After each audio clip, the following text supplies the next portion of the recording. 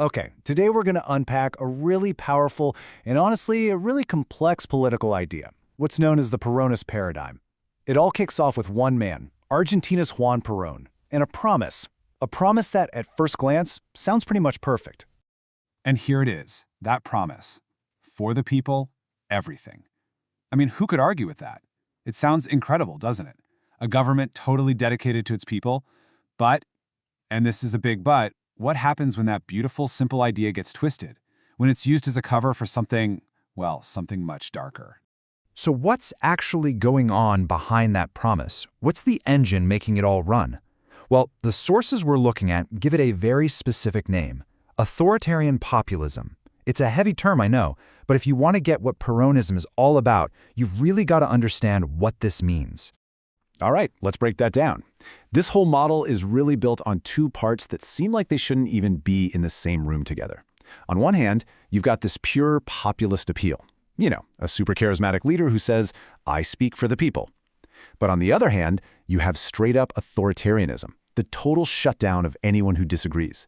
And this is it right here. This is the central conflict, laid out plain and simple. The promise is everything for the people. The reality, though, it's no room for opposition. So you have to ask yourself, right? How can a government truly be for the people if it's actively crushing a part of that very same population? So how on earth do you make that contradiction work? How do you justify it? Well, it's actually a pretty clever two-step move. First, the leader makes that populist claim, "I am the one and only voice of the people." Step one, check. Now, once everyone buys into that, the next step is easy. The logic flips, and suddenly anyone who opposes the leader, well, they must be an enemy of the people. See how that works? The promise itself becomes the weapon used for the repression. And this gets us to the absolute heart of the paradigm. The leader and the people basically become one and the same. They're fused together.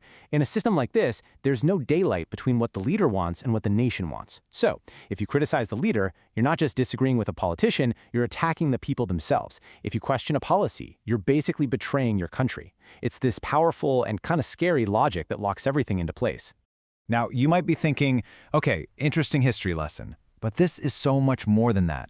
The Peronist paradigm isn't some dusty idea from the past. This whole playbook, a leader who claims to be the voice of the masses while shutting down anyone who disagrees, yeah, that's a strategy we can still see in action all over the world, right now.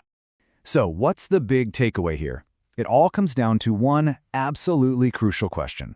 Whenever any leader stands up and promises to do everything for the people, we have to stop and ask, wait a minute, who exactly gets to be in that group? Who gets to define the people? Who's included? And maybe more importantly, who gets left out? Because whoever gets to draw that line, well, that's the person with all the power.